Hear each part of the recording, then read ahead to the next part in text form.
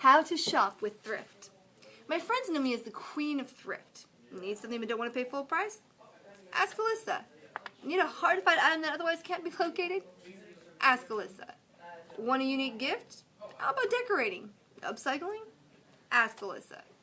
My husband, at first very impressed with my ability to stretch a dollar, now recognizes my thrift store and upcycling abilities for what they really are. A secret obsession and more than slight addiction.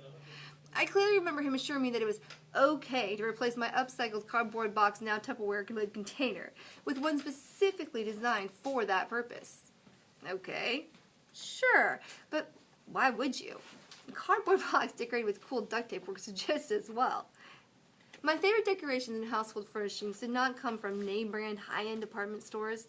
Rather, they came from things found in nature, like my log end tables, or simply found around, like my knick-knack shelves made out of cinder blocks. They're garage sale specials, eBay bargains, clearance sale items, auction treasures, thrift store finds, and antique store splurges, or upcycled items given a personal new twist. When shopping for thrift, there are 3 things that you want to keep in mind. First, determine what you want. Most of my clothes are thrift store or eBay finds, yet I have expensive taste wearing Banana Republic, New York & Company, Ann Taylor, Guess, and Lucky Brand, just to name a few. How do I make that happen? I research a store to see what clothes are fashionable and that fit into my style. I try these styles on, perhaps enlisting a sales representative. I find timeless pieces that look stunning and complement my body type. Then I stick to those pieces. Then I look for those styles and only those styles at thrift stores, yard sales, and on eBay.com. The same principle applies to any category: furniture, household organizers, even school supplies. Second, don't settle for poor quality. Name brand costs more for a reason. They're higher quality and they will wear better and longer than less expensive options. You've no doubt heard the old adage, pay a little bit more in the beginning and you'll pay less in the long run. This applies to thrift as well. Used, upcycled, and reloved does not mean cheap or poorly constructed. Third, don't be afraid to shop around. Perhaps you find something in one store but think you can find a better deal at somewhere else. If it's not an emergent buy, wait. Fourth, if you love it, can't afford it, and can justify it, buy it. If you don't love it, leave it. Buyer's remorse, it's no fun. I have clothes, beautiful and expensive, just hanging in my closet unworn. Why? Because they just weren't me, or I didn't really love them. Likewise, I acquired a very cool piece of metal art thinking I would grow to love what I wasn't crazy over. That piece now sits in my garage. Its unique beauty being wasted on lawnmowers and spiders. Flip coin? I still regret buys unmade. Fifth, coupon, coupon, coupon, and clearance, clearance, clearance. I love weekly coupons that come in the mail. Did you know that restaurants often send free food in those flyers? No purchase necessary. And if you're willing to complete a 2-minute survey, they'll give you more free food. That, my friends, is being thrifty. There are some great coupon sites available for your phone or online as well. Some of my favorites are Groupon.com and Amazon Local. Likewise, many stores offer rewards just for signing up for their email alerts. So create a separate email account only for those alerts and start saving money. Shop clearance. Yes, it's new and not the stereotypical ideal of thrift, which is well loved or pre-loved. But thrift, according to Webster, actually means economic.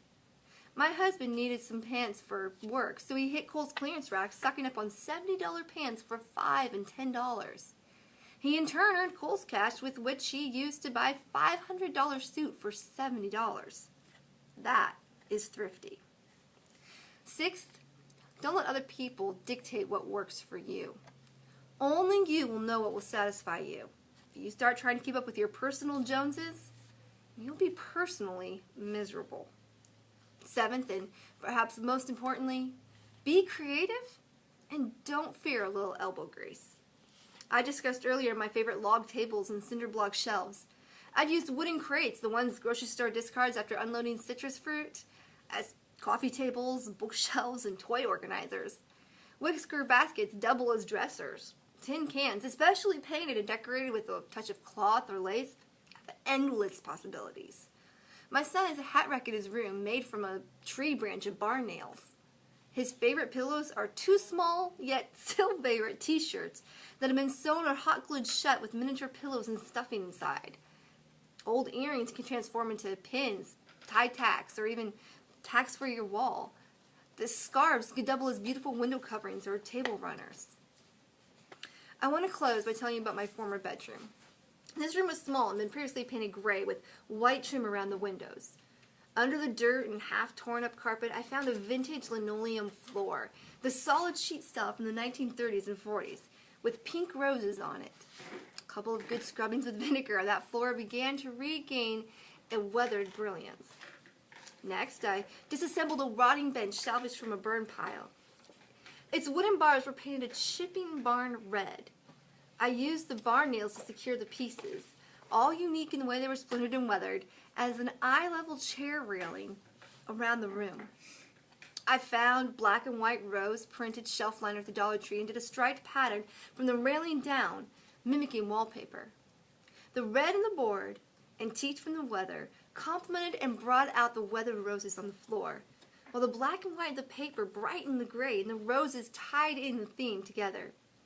Finally, I completed the room with a mismatched large print floral curtains, the floral paintings from a local artist, all found at a local Goodwill. The effect was tasteful, thematic, and completely me. I truly love that room.